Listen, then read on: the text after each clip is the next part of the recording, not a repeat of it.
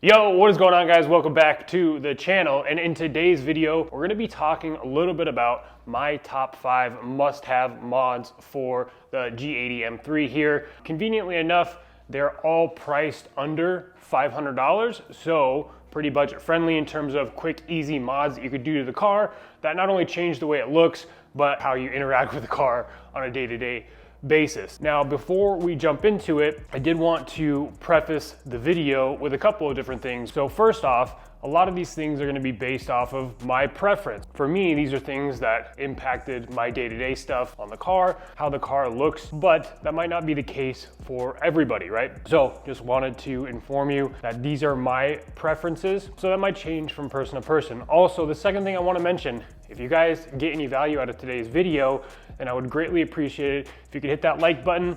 If you like the video, if you dislike the video, then definitely hit the dislike button too, but drop a comment down below to let me know what you disliked about the video, so that way I can try to progress and get better as I'm starting to put more and more content out. Quick update on the car though. If you watched the last video where we installed a lot of the carbon in the front end of the car, so I've taken off that front splitter just because the fitment wasn't great, so I put the black pieces back on. We did have the entire front bumper of the car re-PPF'd, so that is all good to go. We got some PPF put here on the carbon and down there on the inlets as well. But overall, we got new PPF on the front end because it was obliterated, so it's looking much, much better now. But let's go ahead and jump into mod number 1. So getting into this first mod here is this Renline magnetic phone mount. And this thing is perfect. It holds the phone exactly where I want it to. The magnets are super strong. It comes with a plate that you just attach with like 3M adhesive to the back of your phone to be able to connect directly to this phone mount. And then if you need to be able to charge your phone, if you don't have the wireless charger, I do, you'd be able to just take it off, put it in there, or you just get a little cord that plugs in here and you could run it to your phone, keeps it clean, keeps it out of the way, and like I said, it keeps it pretty stable so you don't have to worry about the phone flying around while you're driving. Even when I'm like driving aggressively, it still did not move at all, so definitely highly recommend. So again, Renline phone mount or magnetic phone mount comes in at $60, and all you do is you get like one of these plastic trim tools. You just pop this little thing out, comes completely out. This phone mount has some 3M adhesive on the back of it, and it just sticks right to the top of this, and you just push it right back in. It takes like 5 minutes to install. It's clean, it looks good, it's out of the way, and in my opinion, it is a must-have. All right, so for mod number 2, this is kind of dependent on people that have one of these radar detectors. If you do not have a radar detector, I highly recommend one. Not to say that like speeding is okay or anything like that. How you doing, buddy? So do you have any idea how fast you were going? Well, I got a 426 Hemi in her.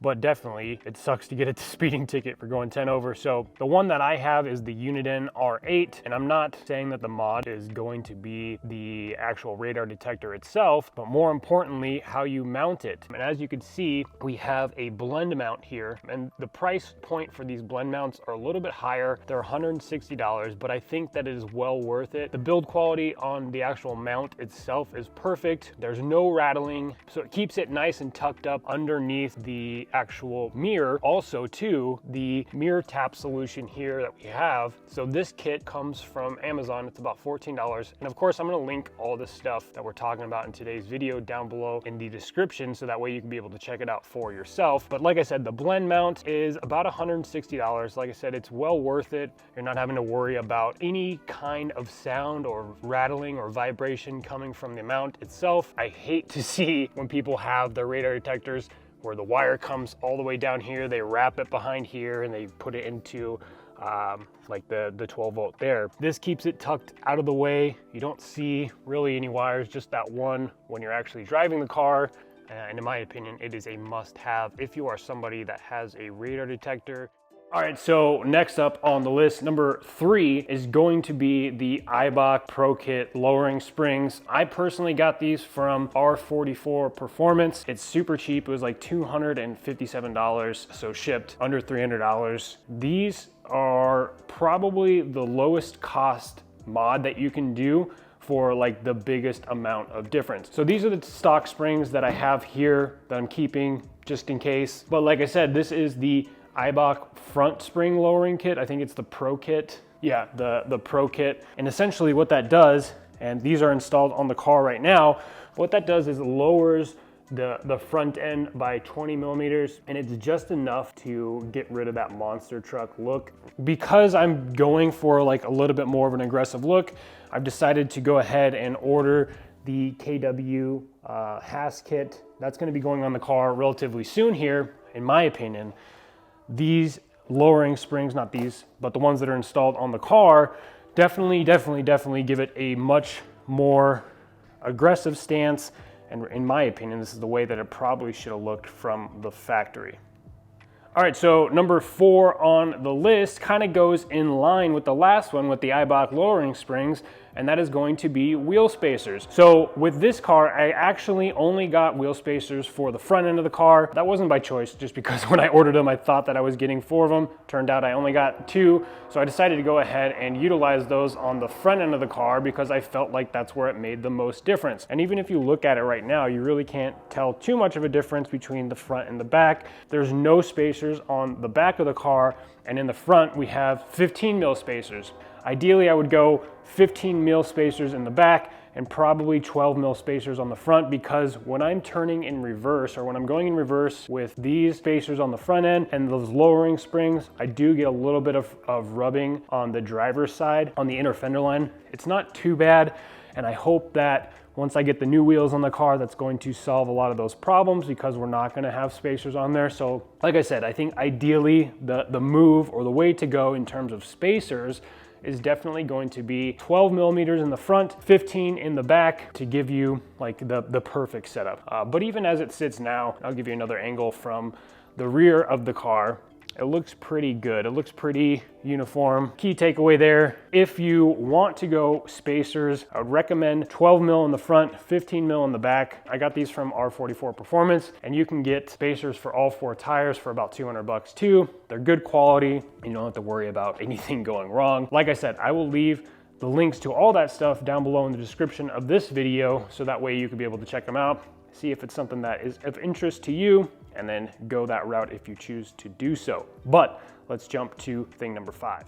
Last but not least, number 5 is definitely going to be these BMW all-weather floor mats. So when I picked up the car, I actually picked these up from the dealership. So just for the two, like the passenger and the driver side, that was about $100. And then I also opted to get the back ones, which I'll show you here in a second.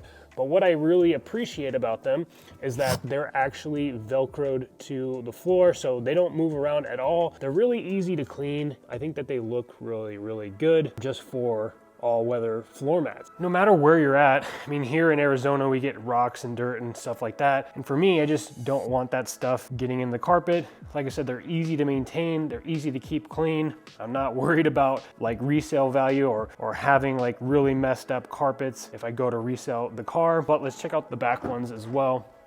And you can see they hold that same design even into the back, and they kind of line up, which is pretty cool. And you can kind of see that up there, how they kind of line up, which, you know, is something I definitely appreciate myself. I guess my kind of focus for this video specifically was to try to just give you guys the information without adding too much extra fluff. So hopefully you appreciate this type of like quick video. Get the information out to you guys, get it up so you guys could watch it. That being said, like I said earlier, all the links to everything that I talked about today is gonna be down below in the description of this video. Thank you guys so much for tuning in, and we will definitely catch you on the next one.